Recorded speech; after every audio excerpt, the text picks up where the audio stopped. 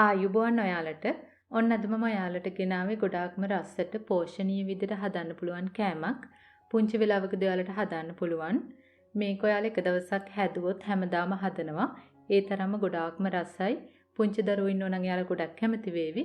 ඉතින් අපි දැන් බලමු කොහොමද හදන්නේ මොනවද අපිට ඕන කරන්නේ කියලා. මම දැන් මුලින්ම කරන්නේ මෙන්න මේ වගේ පෑන් එකක් ලිපේ තියලා බටර් හෝ මාගරින් පුරවල මේස හැන්දක් එකතු කරනවා.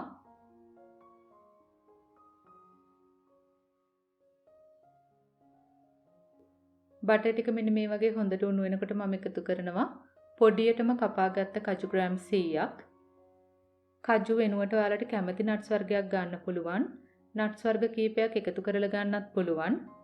කජු ටික දැන් මේ මාගරින් ටිකත් එක්ක හොඳට රෝස්ට් කර ගන්න. හොඳට ක්‍රිස්පි වෙන තුරුම මේ වගේ රෝස්ට් කරන්න.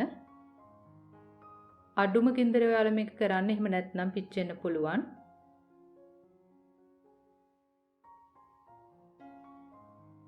ඊළඟට මම මේකටම එකතු කරනවා Dessicated Coconut මේස හැන්දි දෙකක්. Dessicated Coconut නැත්නම් ඔයාලට සාමාන්‍ය ගාගත්ත පොල් ගන්නත් පුළුවන්.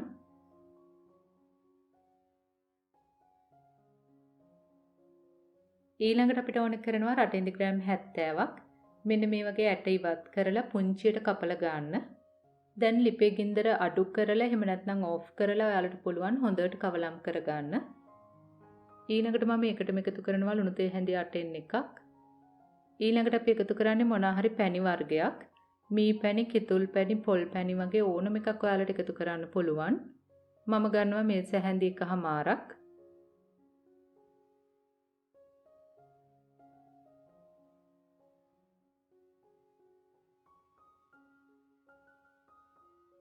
මෙන්න මේ වගේ පොඩි කර කර හොඳට කවලම් කරන්න. මේ ඔක්කොම ටික එකට එකතු වෙන පදමට එනතුරු ඔයාලා මේ වගේ කවලම් කරලා හදා ගන්න ඕන.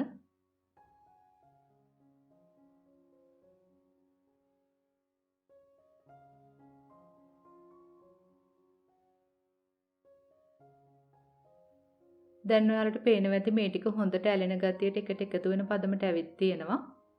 මම දැන් මෙන්න මේ භාජනයට තමයි මේ මිශ්‍රණය දාන්නේ. පාච්මන්ට් කොලයක් මේ විදිහට දාන්න. එතකොට අපිට ගන්න ලේසි.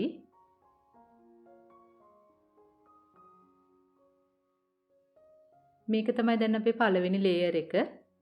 මේ මිශ්‍රණය දාලා හොඳට තද කර ගන්න.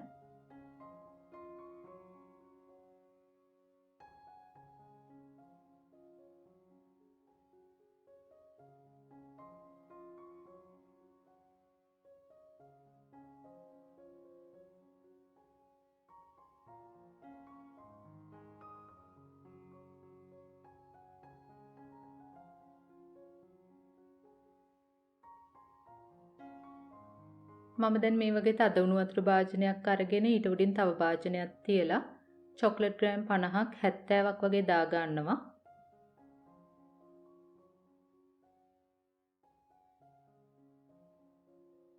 ඊළඟට මෙන්න මේ වගේ හොඳට කවලම් කර කර චොක්ලට් ටික දිය කර ගන්න.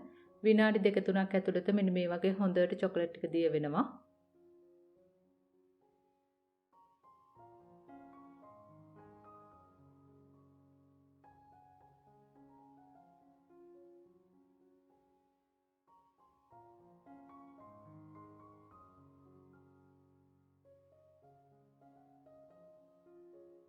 විනාඩි 10ක් විතර යද්දි මෙන්න මේ වගේ හොඳට නට්ස් ටික සෙට් වෙලා තියෙනවා.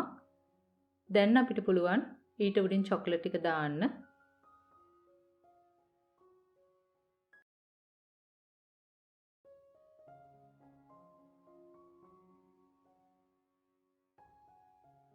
උඩ ටික ලස්සනට හදාගන්න මෙන්න මේ වගේ චුට්ටක් සොලවන්න.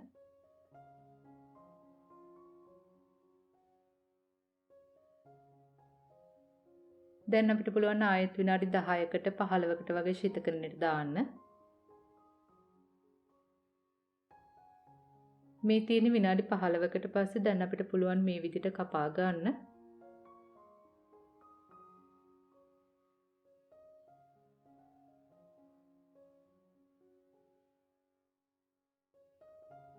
මේක සාමාන්‍ය චොක්ලට් අතුරුපසක් නෙමෙයි. ගොඩාක්ම රසට ගොඩාක්ම පෝෂණීය විදිහට හදන්න පුළුවන් දෙයක්. ඔයාලගේ ගෙදර චොක්ලට් නැත්නම් ඔයාලට චොක්ලට් නැතුවත් මේ අතුරුපස හදන්න පුළුවන්. එතකොට රටින්දි ප්‍රමාණය චුට්ටක් වැඩි කරගන්න. ඉතින් හරිම රසට හරිම ඉක්මනට ගොඩාක්ම ලේසියෙන් හදන්න පුළුවන් දෙයක්. පුංචි දරුවෝ ඉන්නවා නම් එයාලා ගොඩක් කැමති වේවි. ඉතින් වෙනසකටත් එක්ක ඔයාලත් මේ විදිහට හදලා බලන්න. එක දවසක් හැදුවොත් හැමදාම හදනවා. ඒ තරම්ම රසවත්.